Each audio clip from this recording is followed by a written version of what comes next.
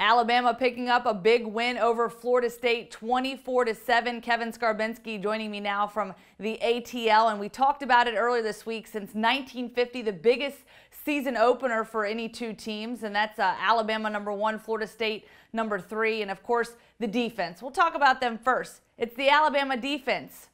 What do you think about this Alabama defense? Any drop off at all?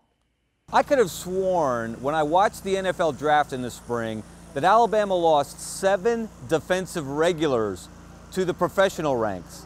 It didn't look like they missed them very much tonight. It was a typically strong Alabama defensive performance to hold Florida State with a returning veteran quarterback to 7 points and basically one lengthy drive, a very impressive drive the Seminoles put together in the first half, but that's all the offense they could really muster. This Alabama defense had returning guys playing as we expect them to, with Minkah Fitzpatrick looking like everybody's All-American again. Sean Dion Hamilton coming back from that ACL injury in the SEC championship game. He was a revelation. He was all over this field.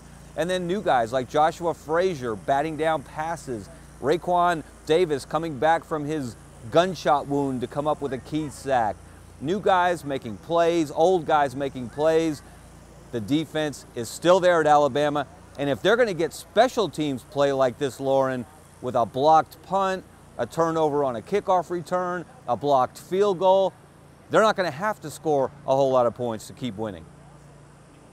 Yeah, Alabama didn't miss a beat. To note, DeAndre Francois, of course, Florida State's quarterback, going down there towards the end of the game. Certainly thinking about him, hopeful that his injury is not too serious, but certainly looked like he was in a lot of pain there. Okay, we look at the offense. Started off a little bit slow. Your thoughts, Brian Daboll getting out there for the first time. What did you see from him? What did you see from this offense? Were you impressed at all? Well, when we've seen Jalen Hurts throw for 200 yards in a game and run for 100 yards in a game, he didn't hit the 100-yard mark either running or throwing today. Brian Daboll has not yet unlocked Jalen Hurts' inner Tom Brady, if there indeed is an inner Tom Brady inside of Jalen Hurts. So it was a rather pedestrian performance from the Alabama offense. We saw one beautiful play-action touchdown pass from Jalen Hurts to Calvin Ridley, who looks like he's ready to be that big-time playmaker again. But 2 of the 3 5-star running backs, Bo Scarborough, Najee Harris in his debut, weren't very impressive. Fortunately, Alabama has a 3rd 5-star running back named Damian Harris.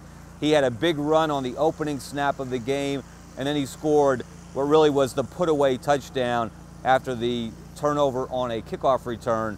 And I don't know why Alabama coaches, it doesn't seem to matter who the offensive coordinator is, they occasionally forget that Damian Harris knows how to carry the football.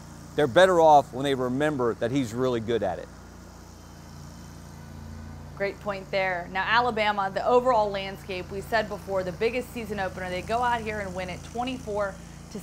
So, overall, what does this mean for the landscape of college football? I know it's only week 1, but how does this foreshadow the rest of the season? Well, apparently, according to the preseason polls and the new math, the difference between 1 and 3 is 17.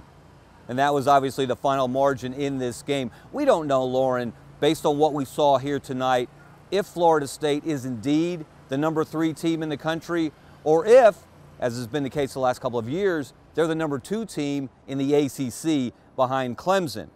But what we do know, and I'm not going out on much of a limb saying this, is the national championship again is going to go through Alabama, and it's going to come through Atlanta. Don't be surprised if we see the Crimson Tide back here in December for the SEC championship game, and then back here in January for the national championship game.